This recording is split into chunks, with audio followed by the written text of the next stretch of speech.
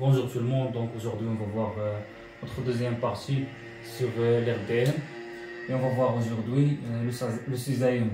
Donc ce qui concerne la partie cisaillement, c'est tout simplement basé sur l'application des efforts de force opposée, là, sur une éprouvette avec une section soit cylindrique ou carré ou rectangulaire par exemple. Ça dépend bien sûr de l'éprouvette utilisée. Donc voilà notre éprouvette là-bas. Et ici on doit utiliser des supports. Et notre support doit composer de deux parties. Première partie ici, premier élément, deuxième élément. Et voilà notre état initial. Donc le premier état. Voilà, notre éprouvette en repos, sans application des efforts.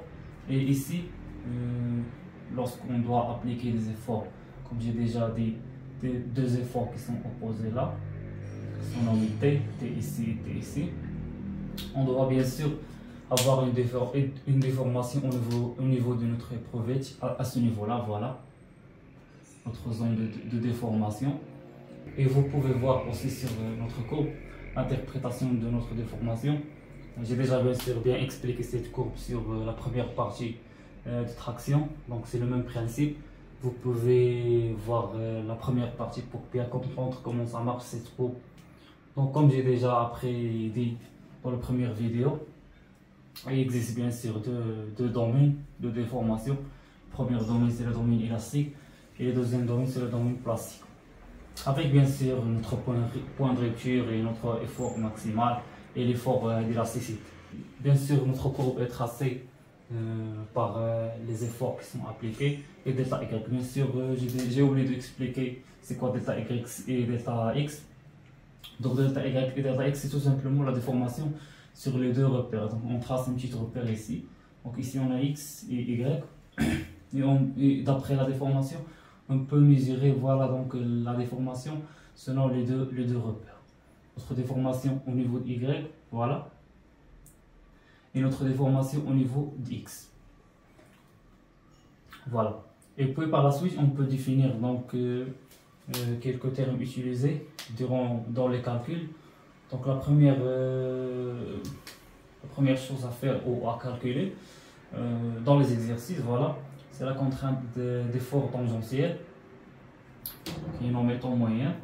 Donc pour calculer l'effort ou pour calculer la contrainte d'effort tangentiel, il faut tout simplement diviser la force T en newton bien sûr sur la section de l'éprouvette. Donc comme j'ai déjà dit, soit cylindrique, donc pour une section cylindrique, notre S doit égaler à P fois D carré sur 4, bien sûr pour une section pleine, cylindrique plein.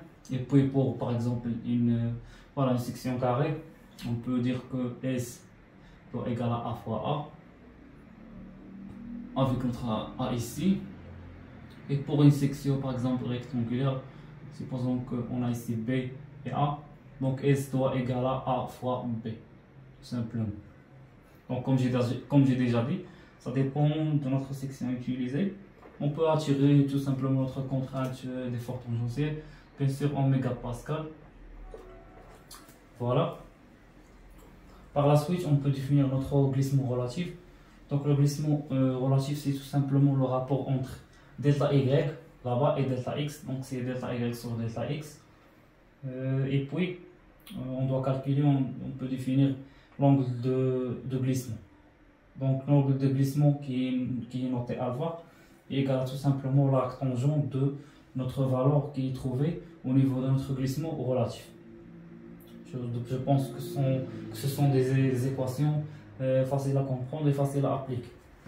Et puis, on a la loi de Hooke. Donc la loi de Hooke dit que pour calculer notre contrainte d'effort tangentiel, on peut utiliser aussi une autre relation. Voilà, celle-là. C'est tout simplement, on doit multiplier G, qui est le module d'élasticité transversale en mégapascal, fois notre glissement relatif. Donc on calcule en premier lieu le glissement relatif. Et donc G bien sûr doit être, ça dépend des types de matière utilisée.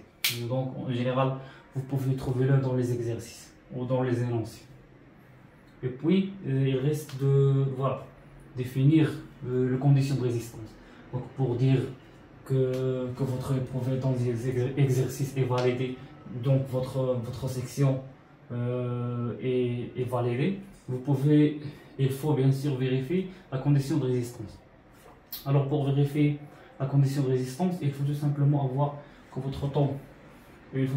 vérifier que votre temps moyen doit être inférieur, c'est le même principe de traction, doit être inférieur au taux admissible.